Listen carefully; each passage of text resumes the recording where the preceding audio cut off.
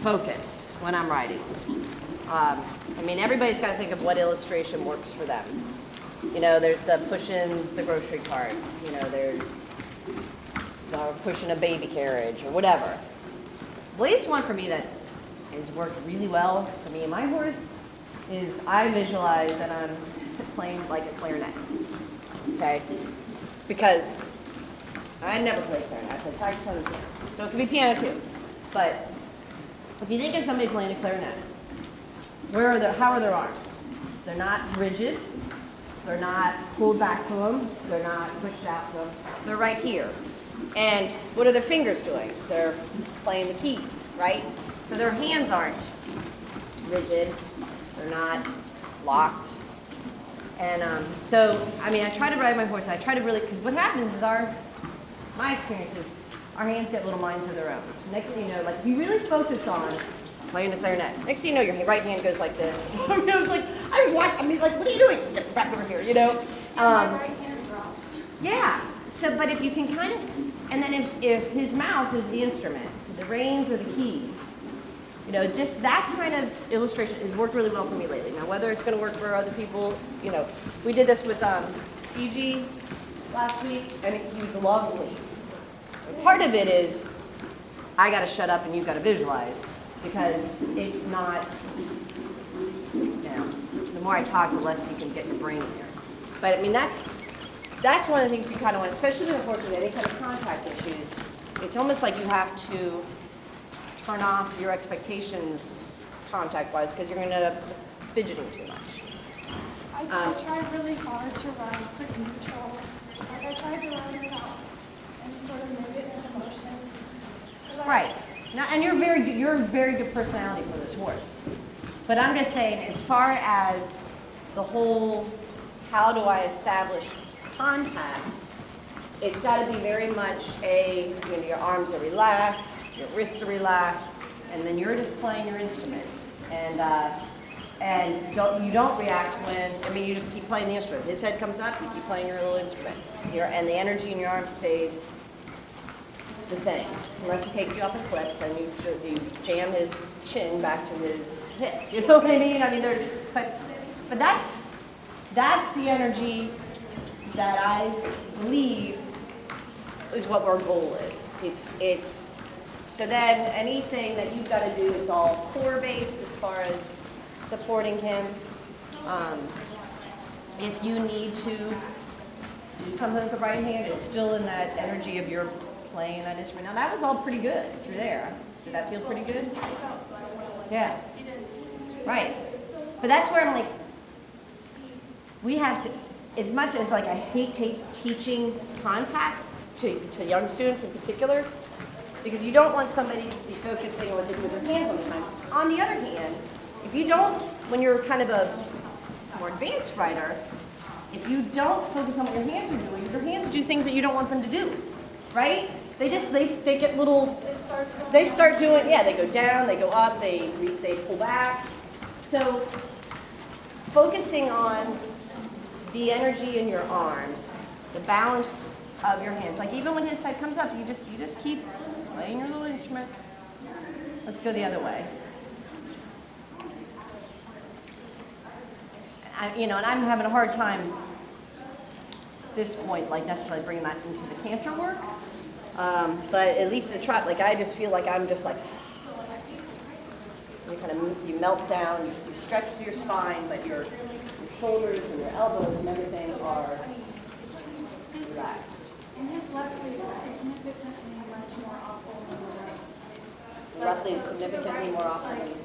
I can relax, but to the left or the right, like I think his left side is just quicker. I don't have quite as much trouble to the trap, just because it's more balanced. Right. Let me see the trot this way.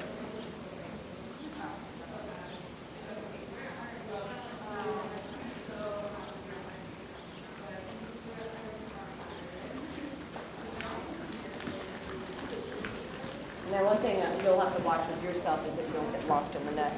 You don't focus. So just pay attention to that. But, every once in a while, catch yourself being locked and look like I wouldn't even look. You shouldn't really look more. This is an anti-jumping thing. You shouldn't look more than where the horse is.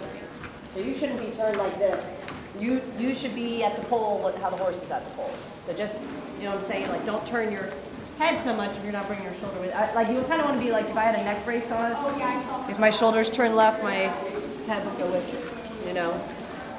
It's not, because half the time we look to the left, our left shoulder stays forward. You know what I mean? So it's not look left. No, just watch, just let your hands bounce over the withers and don't worry about it. And you're allowed to use your fingers to communicate to him, but try not to have your left hand drop. And, you know, it's okay to have your fingers do something, but they shouldn't be, you know, just sit there. Right? You kind of want to talk to it.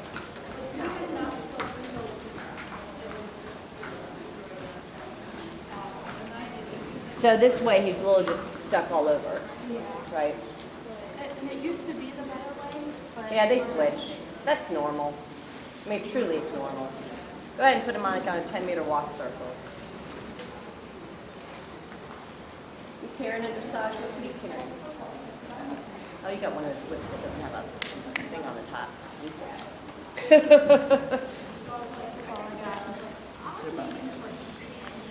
Okay, so on this circle, be thinking rib cage, out, out, out. From your hips, from your whole leg, swing it out. So you really feel like he lengthens the outside of his body, compresses the inside of his body. And if you need to put the whip on his left shoulder or behind the left rib cage. He's much better off with the right leg. Yeah, but this is going pretty good here. This is I fine. mean the left, sorry. Oh, okay. Just say. Looks pretty good to me. Good. All right, let's go the other way. Let me see. Can I just, for the sake of seeing everything, can I see the camera?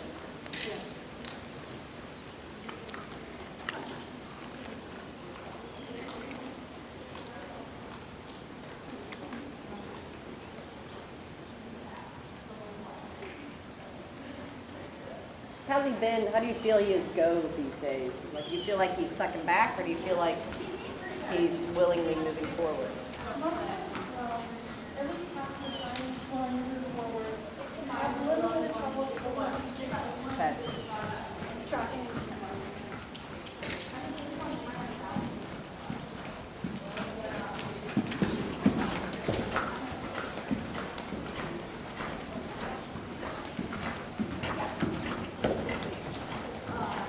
All right, so that's better canter than I remember. Yeah, the right's got me. One thing I would play with to the right and the trot and the canter is a little counter flexion, just to keep him truer through the shoulders. And it doesn't have, it's just, when I say little, I mean a little.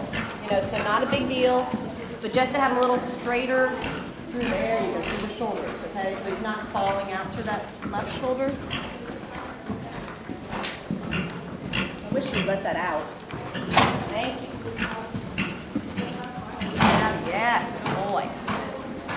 Good boy, that's better. You needed it. Keep that little counter flexion. All right, that's not bad. You're way too hard on yourself. All right, hand trot.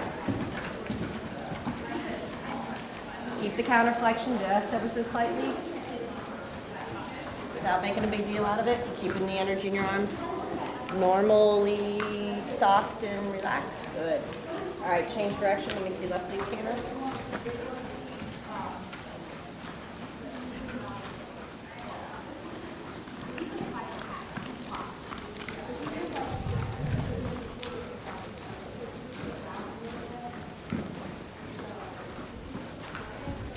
Don't be afraid to have contact. You know, try to over flex him a little to the left a little. There you go. Like have him look left and give right, or guide right, whatever. Yeah. All right. It was getting better, and then we kind of just. Okay, so more flexion to the left. Shorten your left rein. Shorten your left rein again. Yep. See, I would not let him get locked in the base of his neck. I would flex him left and then back to the center. Flex left, back to the center. Yeah. Flex left, back to the center. Flex left, back to the center. Yes, and then give right a little. You have an awfully long right. Whew, golly, Jesus, I got this. All right, and fine. You need to ride with the shorter contact. I mean, I appreciate that, but you need to ride with a little shorter contact. And with arms that you have soft, beautifully soft arms. Don't be afraid to pick up the contact as long as you can keep your arms that way, okay? And for the left foot, I kind of lengthened it a little bit. Well, you can shorten, get him soft, and then lengthen. But if you are trying to get him to release the base of the neck and your reins are that long, you're going to end up pulling and bringing back as opposed to being able to do everything out in front of you with your arms relaxed. So left leg cleaner again. I mean, you're doing a great job. I think you're doing a better job than what I could do with it. So just keep that in mind. I just think, like here, for you to use the left rein now, you're really going to have to pull. It's there. Now, ask him to look to the left. Yeah, but give right when you're doing it. Left, give right, and then soften. And look left, and give right, and soften. Yeah. Okay, look left, give right, and soften. Yeah, so he just needs to not be using his chest. And you need to say, unlock the base of your neck. So you need to unlock it and soften. Unlock it and soften. Good, all right? And he's gonna have a hard time holding it because oh yeah, good. And back to the try. But I mean, I wouldn't let him go around like that. He can do better than that. Because what he's doing is throwing his chest out there. And it may not be pretty at first. You know, you're simply locking your chest, locking your neck, but you soften. The softening is more important than the taking. But you have to take and give. You know, you have to be like, hey, move that, don't lock that. And he's not going to unlock it without a little bit of assistance. There, and give right a little, yeah.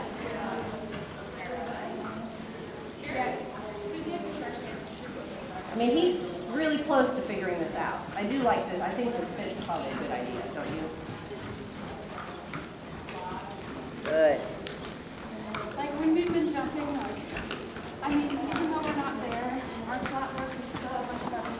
Yeah, but I mean, this is much better. And then the other one is much better. Good. All right, go ahead and walk. Good. And then give him a long rein. So, I mean, there's this, he reminds me, I've told you this, he reminds me a lot of Zeus that used to be here. Get on, pound, out.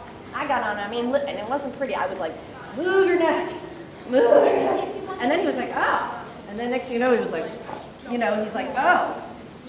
But I had to actually isolate this part of, the base of his neck vertebrae, because that was where he was locked. You know what I mean? It wasn't unlocking the pull, it was like unlocking the neck, I mean, So, he used to be like that to the right, and I focused really hard on getting him to come straight out of the neck, and I'm still working on that fold. yeah, but you got it. I mean, it's so much better. Right. For the left, it used to be like this, but now, I mean, it's probably me, I'm not even, so. I think you're too hard on yourself. You're doing pretty darn good. You're being very patient with this horse, which is what he needed. But I mean, this walk's good, right?